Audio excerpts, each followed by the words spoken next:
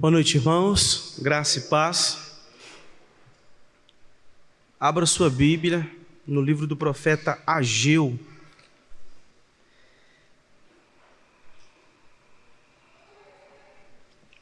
E fique tranquilo porque está na Bíblia.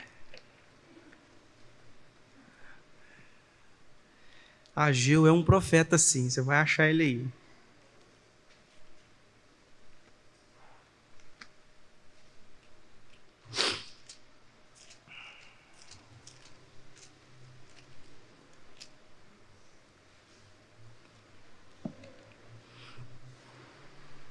Hoje nós vamos iniciar uma nova série. Graças ao Senhor, no último domingo nós finalizamos a série expositiva em Marcos. E hoje teremos o início de uma nova série menor. Serão, se Deus quiser, apenas 4 exposições, porque o livro de Ageu ele é pequeno, são apenas 2 capítulos, com 4 mensagens nesses 2 capítulos.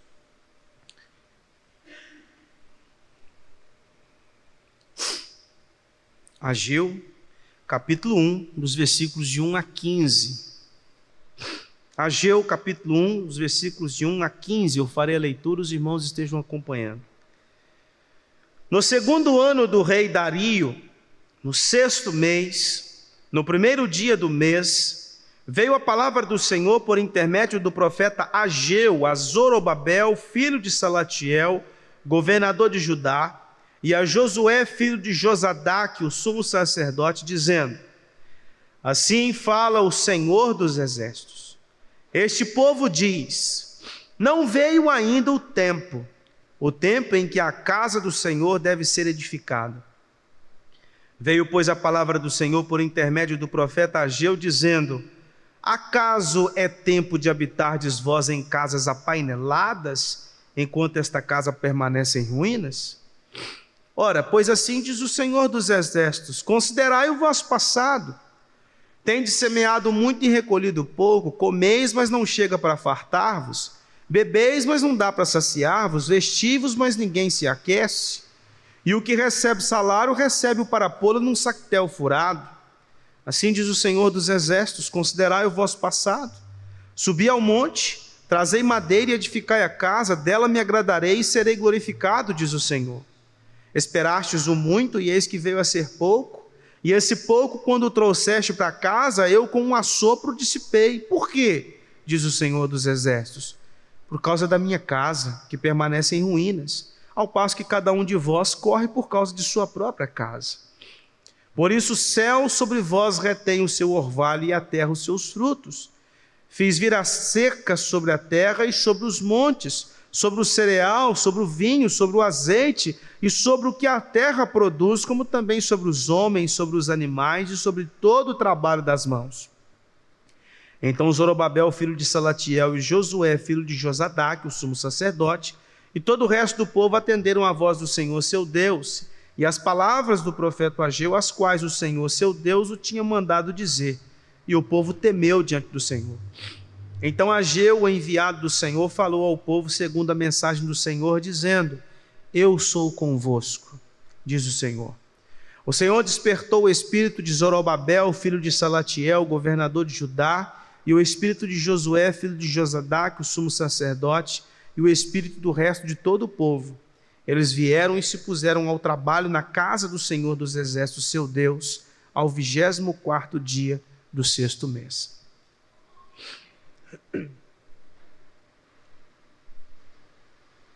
Irmãos, Ageu foi o primeiro profeta depois do período pós-cativeiro babilônico. O povo de Israel passou 70 anos no cativeiro e depois que retornaram para as terras de Jerusalém, para Canaã, Ageu é o primeiro profeta levantado pelo Senhor, e junto com Ageu, Zacarias. Ageu e Zacarias, eles trabalharam na mesma época. E um pouquinho depois o Senhor chamou Malaquias. Malaquias, inclusive, que nós já fizemos a exposição dele aqui. um profeta que é o último antes da vinda do nosso Senhor. O povo de Israel sofreu na mão dos babilônios e depois dos 70 anos de cativeiro eles retornaram para Canaã. O retorno para Canaã se dá em 3 comitivas.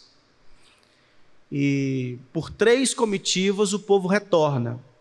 Vai uma primeira leva junto com Zorobabel, depois vai uma segunda leva com Esdras e depois vai uma terceira leva com Neemias, voltando para as terras de Jerusalém como promessa. O Senhor disse que o povo sofreria os 70 anos, mas depois o povo seria restaurado, e isso de fato aconteceu. E Deus usa Ciro, governador da Pérsia, porque nesse período aqui, os babilônios não eram mais o grande império da época. Eles haviam perdido espaço para os persas. Os medo-persas haviam vencido os babilônios e então era o grande império da época. E Ciro foi usado por Deus para realizar um decreto libertando o povo, para que o povo voltasse para a sua terra e reedificasse o templo. E você pode ver isso lá em Esdras capítulo 1 e 2.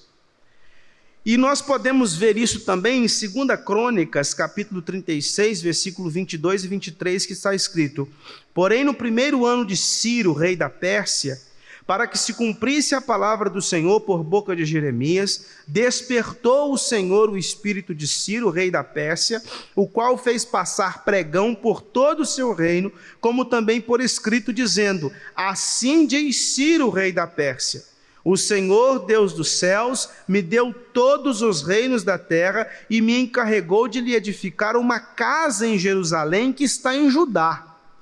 Quem entre vós é de todo o seu povo, que suba, e o Senhor seu Deus seja com ele. 2 anos depois, o povo então realiza a construção dos alicerces.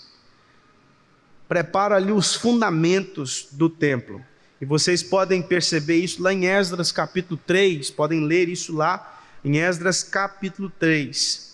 Só que eles tiveram muita dificuldade para edificar o templo por causa dos samaritanos, que em guerra com o povo criou uma dificuldade nessa reconstrução. E por isso o povo, não continuando a obra por causa da resistência, deixou isso para lá. Lançou os fundamentos, tiveram muita dificuldade para reconstruir e abriram mão da construção. E foram cada um cuidar das suas próprias casas, conforme nós vemos aqui o relato de Ageu. Um comentarista chamado George Robson, ele diz que neste momento aqui, em que Ageu é levantado, a apatia tomou o lugar do entusiasmo. O povo que estava entusiasmado pelo retorno às suas terras, agora fica extremamente desanimado. O desânimo é uma marca desse período. E eles então buscam cada um seus próprios interesses, cada um cuidando de sua própria vida e abandonam o Senhor completamente. A paralisia espiritual tinha atacado o povo e Ageu é levantado pelo Senhor para tirar o povo dessa letargia espiritual. E aí ele profetiza por 4 meses, as 4 profecias que nós temos aqui, nos 2 capítulos, elas se passam em 4 meses. E Deus, depois disso, levanta Zacarias, no mesmo contexto, para continuar essa profecia, para que o povo reconstruísse o templo e renovasse a sua relação com o Senhor. Como nós vimos aqui no versículo 1 do capítulo 1, a palavra de Deus ela é direcionada aos líderes do povo naquela época, Zorobabel e Josué. Zorobabel era o responsável pela questão política, por dirigir o povo politicamente, e Josué era o sacerdote. Então você tinha um líder político e você tinha um líder religioso. Zorobabel e Josué, que são aqui, a profecia é direcionada a eles e a todo o povo. Nós vemos as 4 mensagens de Ageu nos 2 capítulos. Primeira, que está aqui no capítulo 1, de 1 a 15, que a mensagem foi o desafio para a reconstrução do templo. Depois, no capítulo 2, versículos de 1 a 9, nós vemos a mensagem que trata da glória do novo templo. Depois, do capítulo 2, dos versículos 10 a 19, nós temos a terceira mensagem que afirma a inversão da sorte de Israel por causa da edificação do templo. E, por fim, o capítulo 2, versículos 20 a 23, traz uma promessa relativa a Zorobabel, que era de linhagem davídica. Então nós podemos sintetizar as 4 mensagens da profecia de Ageu da seguinte forma. Na primeira mensagem, ele acusa o povo. Na segunda mensagem, nós temos a reação do povo. Na terceira mensagem, nós temos o sucesso, a garantia de sucesso. E isso se repete também no capítulo 2. Acusação, reação e garantia de sucesso. Depois, de novo, acusação, reação e garantia de sucesso.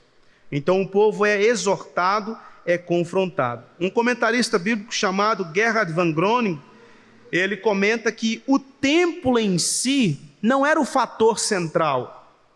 O foco central aqui é a casa de Davi. Era a reestruturação da nação, porque de Judá, daqueles que ali estavam, do remanescente, viria aquele que haveria de governar Israel, o Messias.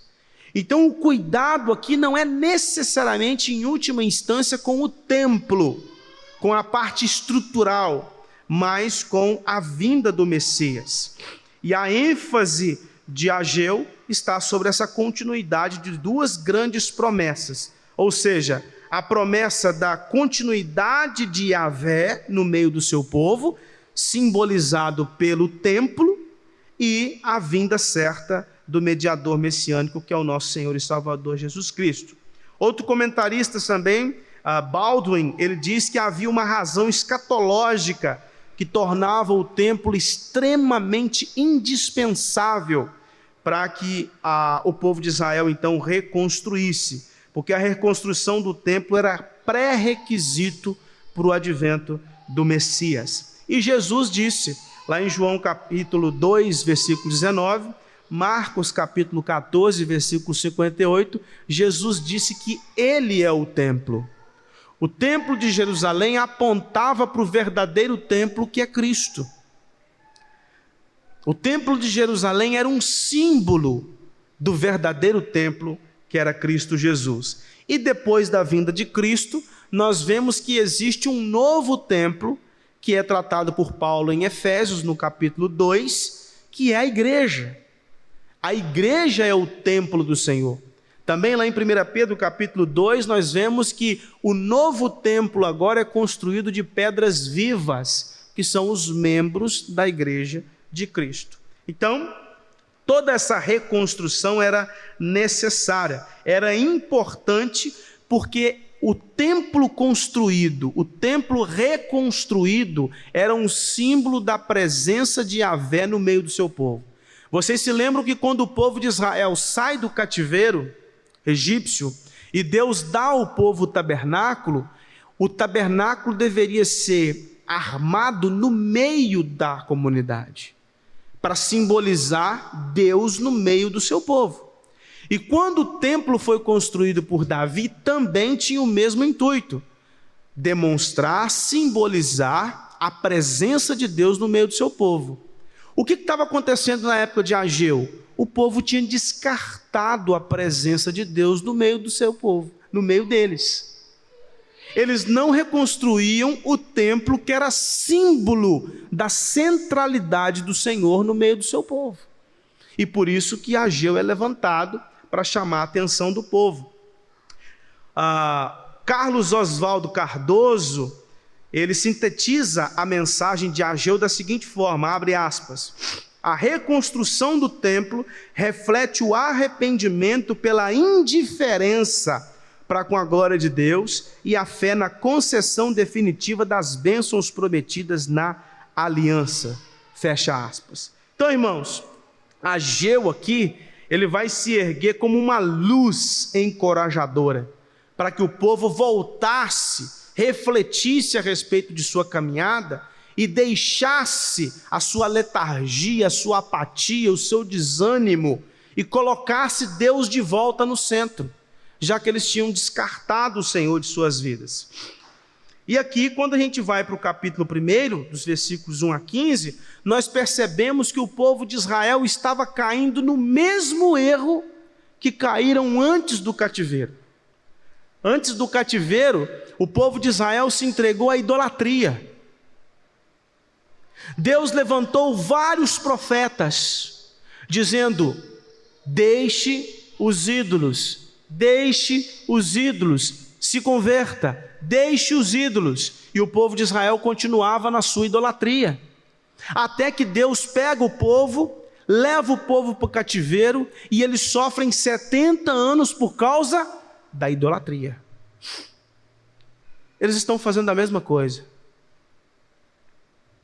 Aí você pode pensar assim: Arthur, você deve ter lido outro texto, porque na minha Bíblia não está falando nada de idolatria. No texto que nós acabamos de ler aqui não fala de serviço a outros deuses. É porque agora o ídolo é outro. O ídolo agora não é aqueles ídolos de barro dos povos. O ídolo agora sou eu, a minha própria casa, o meu próprio conforto. O ídolo sou eu, mesmo pecado, direcionado de uma outra forma. Então o Senhor, através de Ageu, vai condenar a idolatria do povo. E aqui nós temos Deus convocando a nação ao arrependimento por causa da sua procrastinação na reconstrução do templo e sendo exortada a considerar os efeitos devastadores dessa atitude. Vamos avaliar aqui o texto, pedaço por pedaço. Primeiro os versículos de 1 a 4, onde o Senhor confronta a idolatria do povo. Veja novamente o texto. No 2º ano do rei Dario, no 6º mês, no 1º dia do mês, veio a palavra do Senhor por intermédio do profeta Ageu, a Zorobabel, filho de Salatiel, governador de Judá, e a Josué, filho de Josadaque, o sumo sacerdote, dizendo: assim fala o Senhor dos exércitos. A primeira coisa que nós precisamos considerar aqui: assim fala o Senhor dos exércitos. Esse título, Senhor dos exércitos, quer dizer: assim fala aquele que tem o domínio sobre tudo e sobre todos. Assim diz o soberano. Este povo quem? Os israelitas. Eles dizem o seguinte: não veio ainda o tempo em que a casa do Senhor deve ser edificada. Não chegou a hora. O que nós percebemos aqui é que Deus condena o povo porque eles haviam criado a sua própria agenda. Eles estavam definindo quando e como eles reconstruiriam o templo. Eles estavam definindo como seria a sua caminhada. O povo diz: não é a hora. Aqui, talvez o povo tivesse na memória Eclesiastes capítulo 3, há tempo de matar, há tempo de colher, há tempo de guerra, há tempo de paz. E aí o povo pensasse assim: não é agora não, mexer com esse tempo de templo agora não, deixa esse tempo depois, outra hora a gente mexe com isso. Vão cuidar das nossas casas, vão cuidar dos nossos negócios, depois se sobrar tempo a gente vai lá e constrói. Faz um mutirão lá num final de semana lá e resolve esse trem. É isso que estava acontecendo. O povo tinha decidido a agenda. Versículo 3. Veio, pois, a palavra do Senhor por intermédio do profeta Ageu, dizendo: acaso é tempo de habitardes vós em casas apaineladas? A palavra aqui, casas apaineladas, é casas luxuosas. Eles estavam construindo casas a exemplo das casas dos reis. Enquanto o templo estava em ruínas, enquanto o templo estava lá nos fundamentos, na base, e você sabe muito bem que construção que começa e para, aquele trem fica feio, né? Fica aquelas bases lá, ainda mais hoje, né, que tem aquelas ferragens, aí vai chovendo, aquelas ferragens, elas enferrujam tudo, aí fica aquele negócio tudo preto, aquela coisa. Estava desse jeito, estava abandonado. Uma construção que começou e parou. O Senhor está dizendo ali: está vendo o meu templo? O símbolo da minha presença no meio de vós, olha lá como é que ele está. Mas em compensação, olha a casa de vocês. Granito. Olha o revestimento da casa de vocês. Gesso.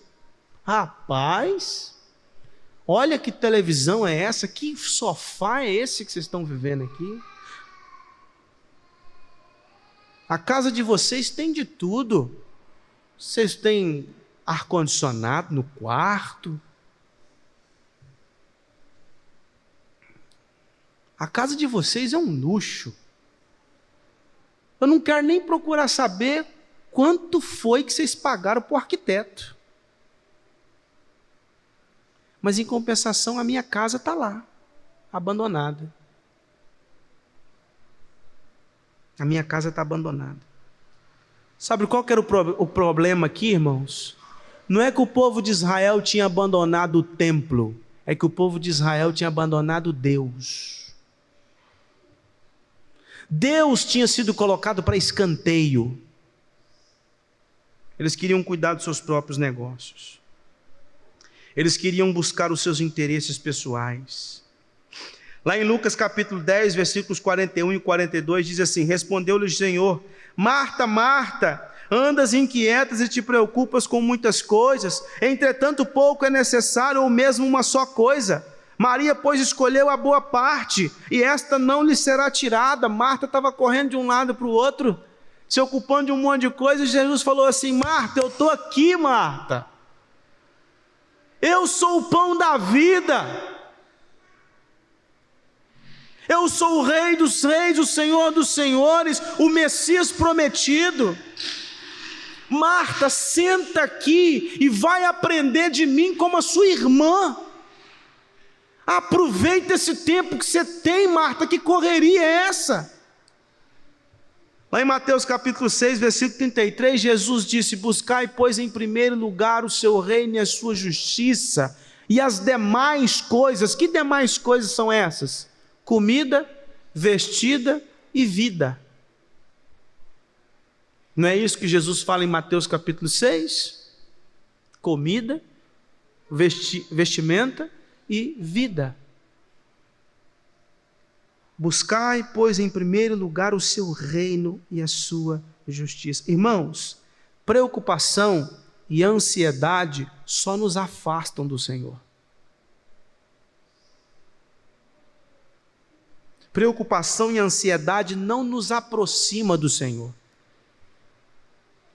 Quando corremos atrás das nossas satisfações pessoais, a gente abandona o Senhor. Jesus não disse: vocês não têm competência de servir a dois senhores.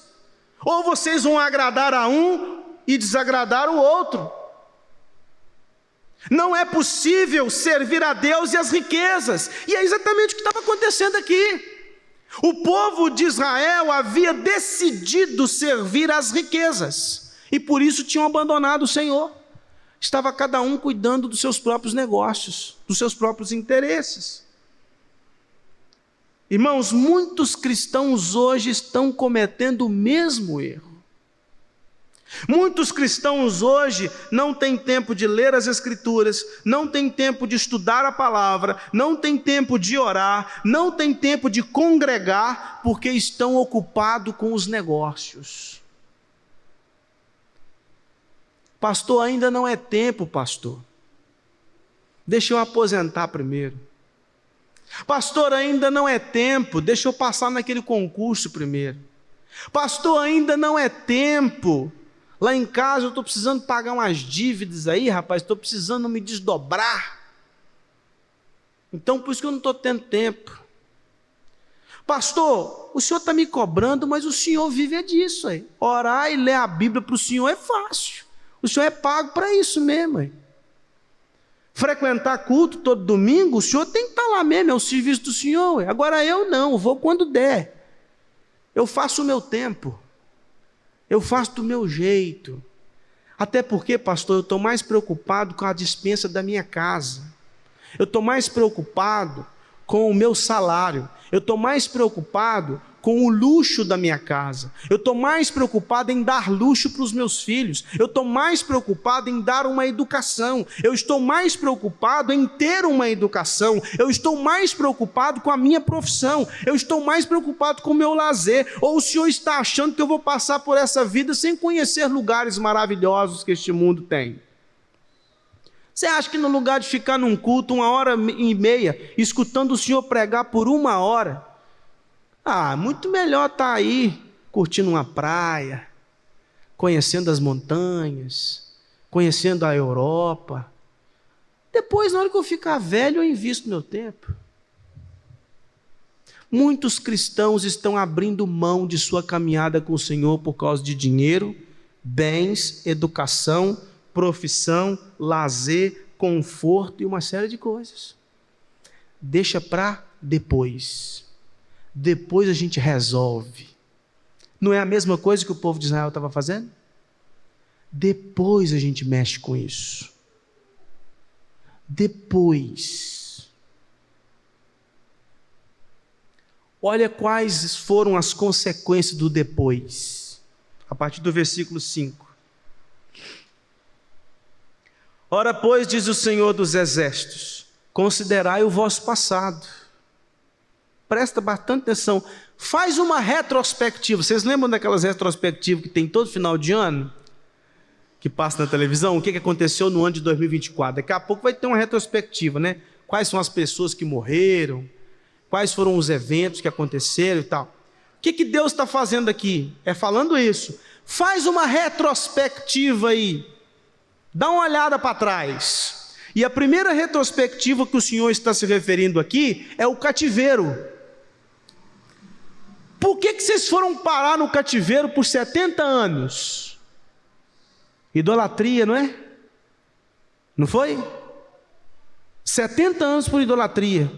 Foi por falta de aviso? Não foi. Profeta que não faltou para chamar a atenção de vocês. Então, presta atenção, olha para trás, considera o passado. E agora tem um segundo passado que o Senhor está se referindo aqui, um passado recente, que ele fala a partir do versículo 6. Tendes semeado muito e recolhido pouco, comeis, mas não chega para fartar-vos, bebeis, mas não dá para saciar-vos, vestivos, mas ninguém se aquece, o que recebe salário, recebe para pô-lo num saquetel furado. Vocês já pararam para pensar que tudo que vocês estão plantando, vocês não estão colhendo na medida que deveria colher? Vocês já pararam para pensar que vocês estão comendo e não estão ficando saciados? Vocês já pararam para pensar que o dinheiro de vocês é a mesma coisa de colocar dentro de um saco furado? Vocês já pararam para pensar que vocês não estão prosperando? E vocês acham que é por quê tudo isso? Ironia do destino? Não. É o peso da minha mão sobre vocês. Vocês estão sofrendo porque vocês me abandonaram. Eu não sou prioridade na vida de vocês. Eu sou um amuleto. Eu sou uma coisa. Eu sou uma programação de quando dar. Eu não sou prioridade para vocês.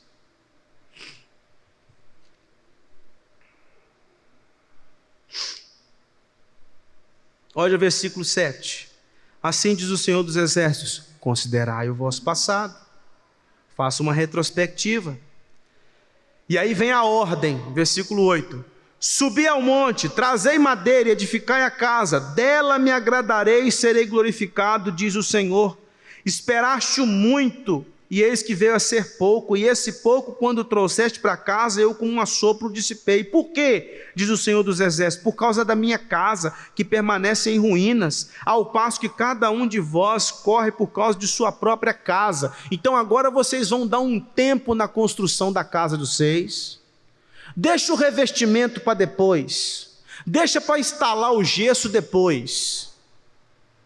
Dá uma segurada aí e vai lá para o monte pegar madeira, pegar os materiais e vai colocar essa construção em ordem. Vai voltar o que vocês pararam de fazer.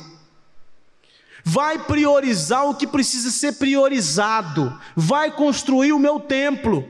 Porque vocês voltaram e já tem 16 anos que vocês estão nessa terra, e o meu templo, que deveria ter sido uma das primeiras coisas a ser construído, tanto que Ciro, que eu levantei, fez um decreto para que vocês voltassem e construíssem o templo, e vocês chegaram aqui, lançaram os fundamentos, largaram para lá e foram cuidar dos seus negócios. Não são vocês que definem a agenda de vocês, sou eu. Então para aí e vai cuidar do que precisa ser cuidado. Essa é a palavra do Senhor. Mas Arthur, o Senhor precisava tanto desse templo assim? Nós sabemos, irmãos, que lá em Atos capítulo 7, Estevão disse que Deus não reside em templos feitos por mãos humanas. Mas o templo de Israel era o centro da religiosidade judaica.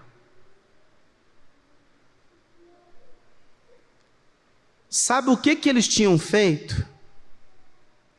O povo de Israel tinha ficado 70 anos no cativeiro, 70 anos sem culto, porque o culto tinha que ser prestado no templo, e não tinha templo na Babilônia. 70 anos. De acordo com o texto de Esdras, eles edificam os fundamentos do templo, faz um altarzinho ali mais ou menos, tipo assim, vamos fazer o básico. Fizeram o básico para ter o que fazer no Shabá. Não terminaram. E o Senhor está mandando o povo terminar o que eles deveriam ter terminado. Porque o templo era o centro da religiosidade na antiga dispensação. Mas o problema aqui, irmãos, não era o templo. Deus não estava preocupado com aquela construção, Deus estava preocupado com o coração deles. Porque a negligência com a construção do templo revelava a negligência com o Senhor. Os atos externos revelavam como estava o coração, afastado do Senhor. E aí, por este afastamento, olha o que estava acontecendo a partir do versículo 10.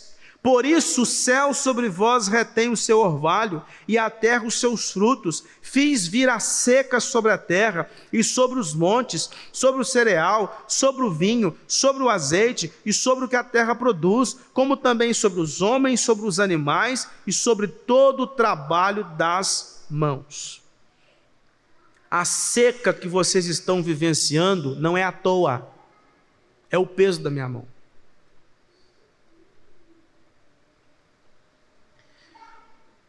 Algumas lições a gente pode tirar aqui desse texto, irmãos. A primeira delas é que graças à obra de Cristo Jesus, a gente não precisa mais do templo de Jerusalém. Ele disse que na nova dispensação, a adoração seria feita em espírito e em verdade, sem a necessidade de um local. Aqui hoje nós temos o templo reunido no templo. Porque o templo no Novo Testamento é a igreja, e a igreja são as pessoas. As pedras vivas que compõem o templo estão reunidas dentro de um espaço que a gente chama de templo. E nós servimos ao Senhor. O templo de Jerusalém marcava a presença do Senhor no meio do seu povo. E Jesus disse que Ele é o templo real, conforme João capítulo 1, versículo 14, e o verbo se fez carne e habitou, e a palavra habitou ali armou a sua tenda. O Verbo se fez carne e armou a sua tenda entre nós. Então, quando nós deixamos de centralizar Cristo em nossas vidas, nós estamos cometendo o mesmo erro que o povo de Israel.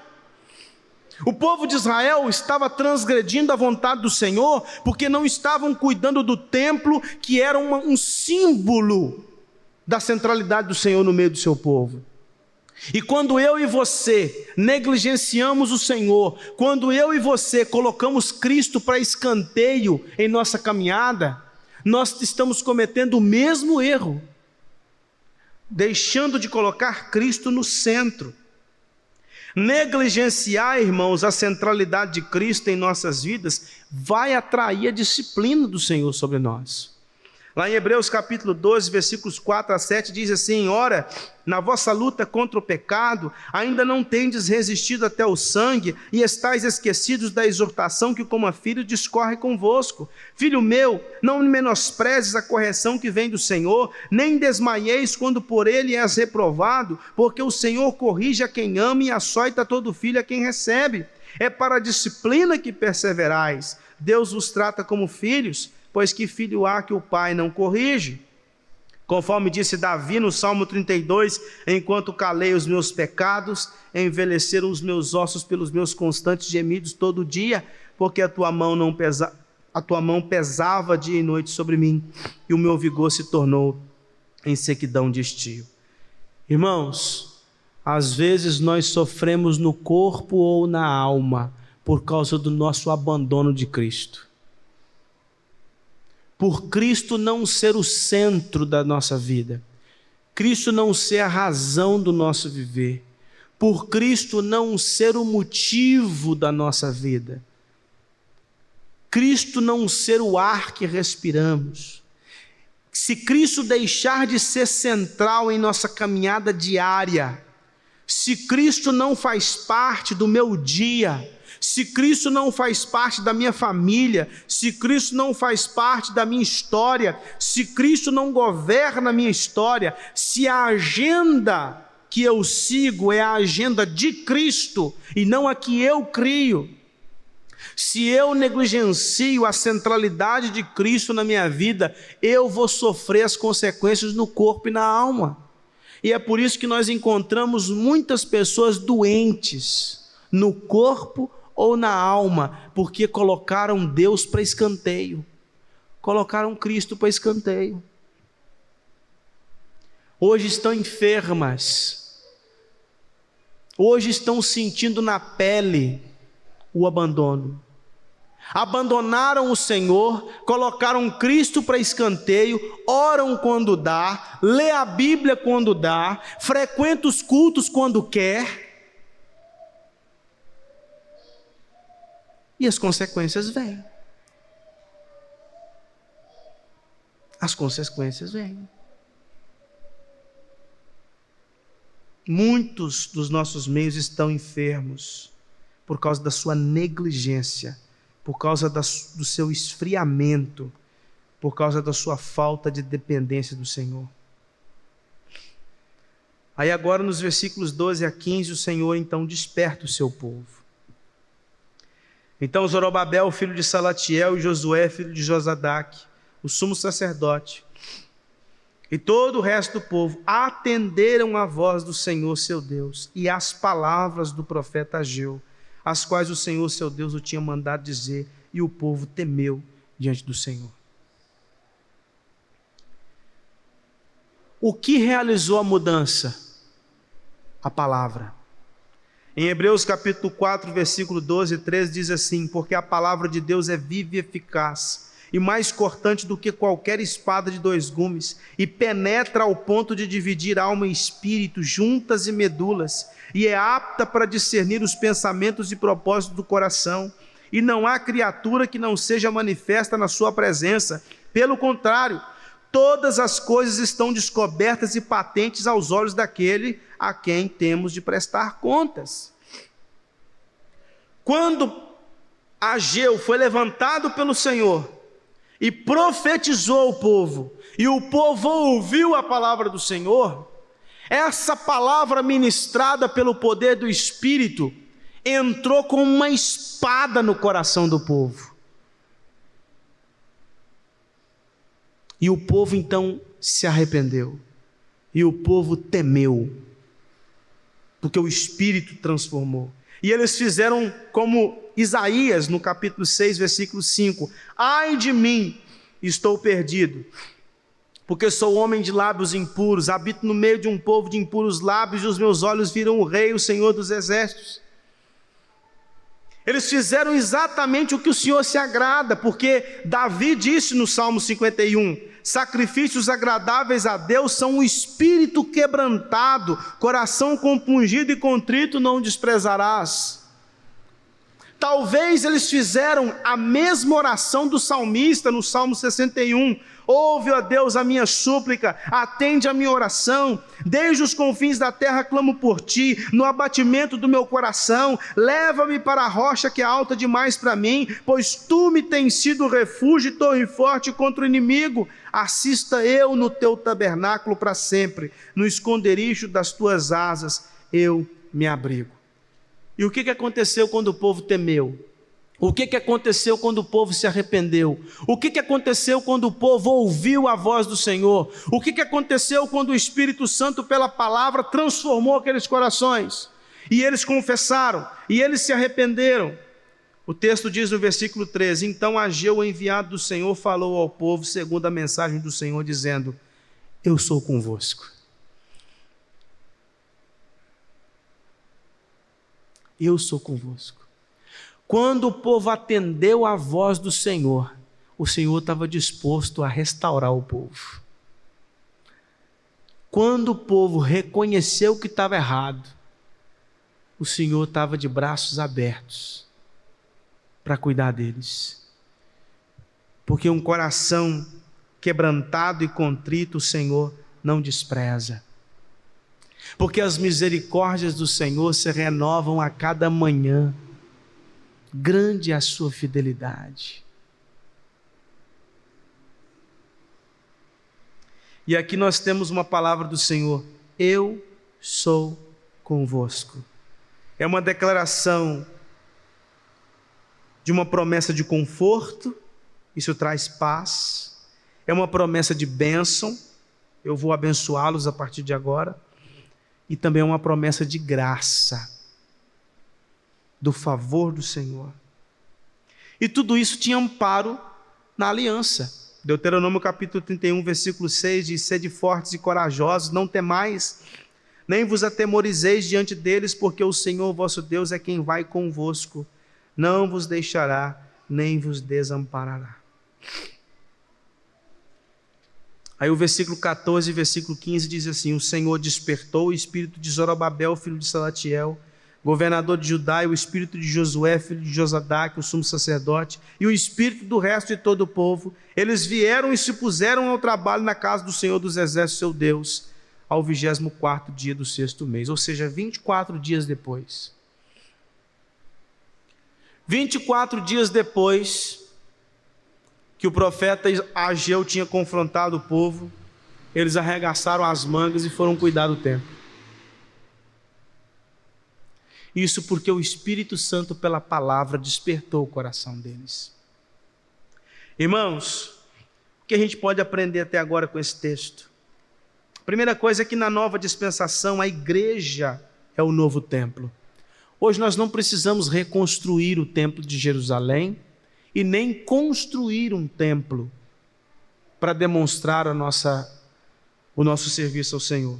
O que nós precisamos fazer é viver como templo. É caminhar como templo. É mostrar para este mundo que nós somos cristãos. É brilhar nas trevas. É servir ao Senhor como comunidade da fé. Também aprendemos com esse texto, irmãos, que a palavra do Senhor, operada pelo Espírito, é a única forma de despertar corações. Não existe outro método. Às vezes nós achamos assim, não, mas quem sabe se nós não fizermos tal programação? Quem sabe se nós não fizermos isso, fizermos aquilo, fizermos aquele outro? Talvez isso vai dar uma sacudida no povo. Meu querido, a única coisa que pode entrar no coração do homem e despertá-lo, tirá-lo da sua apatia, do seu desânimo, da sua falta de vontade de Deus, é o próprio Deus. A gente pode fazer uma festa que seja, o povo vai pular, vai gritar, mas não vai ter compromisso com o Senhor. Porque o que transforma o coração, o que desperta o coração é a palavra. Outra coisa, irmãos, que corações despertados, eles se voltam ao Senhor com temor. Quando o povo foi despertado pela palavra do Senhor, o povo teve um vislumbre do Senhor. E sabe o que falta em nós, irmãos? Infelizmente, falta de temor de Deus. Nós nos acalentamos no pecado, nós nadamos de braçada no pecado, nós temos uma visão míope do pecado, porque nos falta uma visão de Deus. O povo, quando foi confrontado pela palavra e eles vislumbraram a majestade do Senhor, eles temeram. O que falta para nós hoje, irmãos, é orar, para que o Senhor nos dê temor dEle. Porque se nós temermos ao Senhor, se nós tivermos um vislumbre da majestade, da santidade do Senhor, nós viveremos vidas mais puras, mais santas diante do Senhor, nós teremos uma visão mais bíblica da realidade, e nós viveremos mais de acordo com a sua vontade. O que nos falta é uma visão de que nós estamos diante do Deus do universo. Quando nós estamos aqui, irmãos, para cultuar, nós não estamos cultuando uma qualquer pessoa. Nós não estamos servindo um líder político. Nós estamos servindo aquele que trouxe à existência todas as coisas, sem a necessidade de trazer à existência todas as coisas. A sua vida é opcional. O universo é opcional. Ele decidiu criar todas as coisas para a sua glória. Ele é aquele que é soberano, que não tem princípio nem fim, onipresente, onisciente, onipotente. É a este Deus que nós estamos cultuando.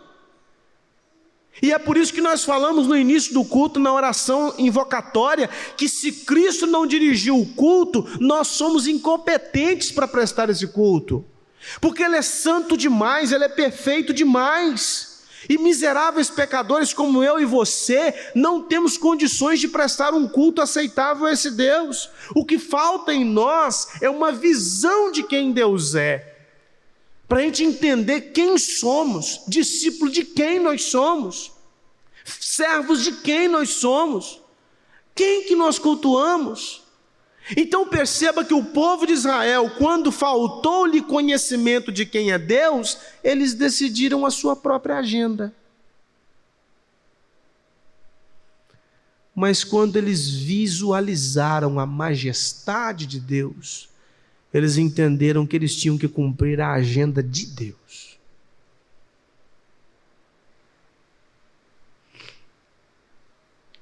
O Senhor redirecionou o coração dos israelitas, e por isso que eles voltaram para o trabalho. Irmãos, todos aqueles que estão desanimados em sua caminhada cristã, precisam da operação do Espírito Santo de Deus pela palavra. E nós, como igreja, precisamos orar por nós e pelos demais, para que o Senhor opere o despertamento necessário, para que o Senhor reavive o nosso coração, para que o Senhor nos faça entender que a gente não pode continuar do jeito que estamos, para que a gente não continue achando que está tudo bem desse jeito, se acomodando nessa letargia espiritual, nessa frieza espiritual. Frieza essa que é demonstrada pela falta de oração, pela falta de leitura da palavra, pela falta de estudo da palavra, pela falta do congregar. Se a falta da reconstrução do templo era uma prova externa de que o povo estava longe do Senhor, a falta da nossa presença nos cultos, a falta de oração em nossas casas, a falta de estudo bíblico em nossas casas, a falta de leitura da palavra em nossas casas, mostra o quanto nosso coração está afastado do Senhor.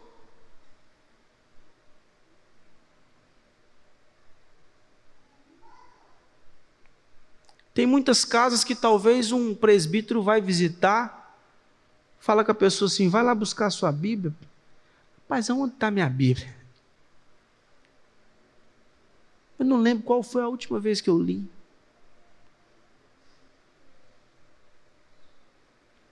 Você chega para alguns crentes e fala assim, você tem costume de orar todo dia? Ah, não é todo dia não. Você lê a Bíblia todo dia? Não. Você frequenta o culto sempre? Ah, quando dá. Nem sempre. Vou lá de vez em quando. Então, Cristo não está no centro da sua vida. Cristo é uma coisa que você acredita.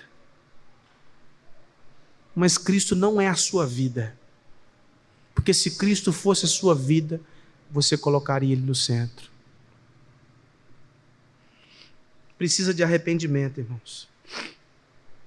Mas veja que no texto, o arrependimento não é só do povo.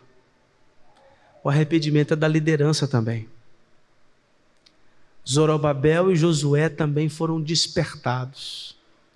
Os líderes que eram para estar à frente, conduzindo o povo na reconstrução do templo, também tinham cuidado dos seus próprios negócios.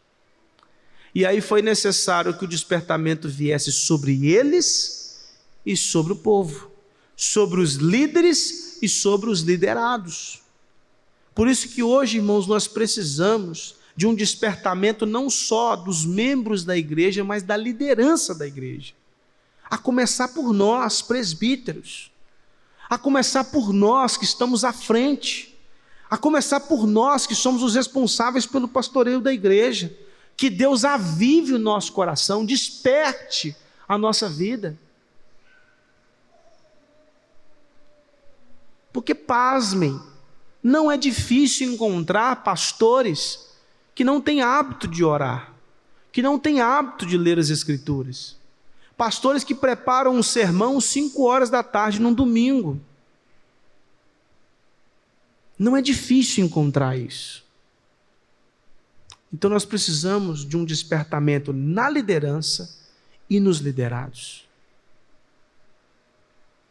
Devemos confiar, irmãos, e descansar na misericórdia do Senhor, porque Ele não despreza quem se arrepende. Então talvez você está desanimado, talvez você está anêmico em sua vida espiritual, talvez você está com falta de vontade de Deus, talvez você está assim, capengando na sua caminhada cristã. Se você se arrepender do seu estado e buscar Cristo, Ele vai dizer para você do mesmo jeito, eis que estou convosco. Eu estou disposto a te ajudar, eu estou disposto a te restaurar.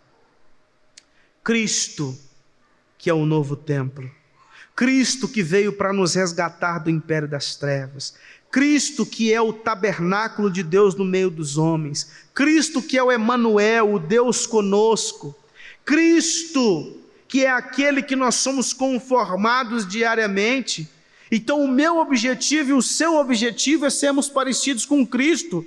E se tem uma coisa que Cristo tem prazer, é no relacionamento com o Pai. Vocês se lembram nos evangelhos que Cristo sempre tinha um relacionamento íntimo com o Pai, que Ele estava sempre orando, falando com o Pai, que toda a agenda de Cristo foi cumprida por causa da agenda do Pai, que Ele sempre se submeteu à vontade do Pai. E se nós estamos sendo conformados à imagem de Cristo, eu e você precisamos ter esse prazer de ter Deus como centralidade, de ter Cristo como centralidade, de ter uma relação íntima cada vez maior com o Senhor. Se nós estamos nesse processo de conformação, você precisa ser como Cristo, que tem prazer no Pai. Você precisa ter prazer em Cristo. Você precisa se deleitar em Cristo. Você precisa amar a Cristo. Eu sei, irmãos, que você e eu não somos capazes de sermos estáveis em nossa caminhada cristã. A gente é instável. A gente está em pé, daqui a pouco cai. A gente está animado, daqui a pouco desanima. A gente começa o ano muito bem e termina muito mal. A gente é assim, cheio de altos e baixos. E é por isso que a nossa confiança não está na nossa capacidade de sustentar a nossa jornada. A nossa confiança está em Cristo, que é capaz de conduzir a nossa jornada. Aquele que nos resgatou do império das trevas está de braços abertos para te ajudar. Ele só precisa que você diga para ele: me ajude, eu estou desanimado, eu estou fraco, eu estou frágil, eu estou sem vontade. Me ajuda, me desperta, me reanima, me reaviva. Me dá uma visão melhor de quem o Senhor é. Me ajuda a ser como tu és. Me ajuda a ter prazer na oração. Me ajude a ter prazer na palavra do Senhor. Me ajude a ter prazer na congregação dos santos. Me ajude a ter prazer em cultuar o Senhor. Me ajude a parar de ficar inventando desculpas. Me ajude. Matthew Herman, ele disse assim: em Cristo nós temos o pão da vida, as fontes da água da vida e as gloriosas vestes nupciais que cobrem a nossa nudez espiritual. Então, irmãos, corações enfermos pela apatia espiritual, pelo desânimo espiritual, podem ser reaquecidos. Mas para que isso seja feito, você precisa se arrepender. Você precisa buscar o Senhor, porque Ele está disposto a te restaurar.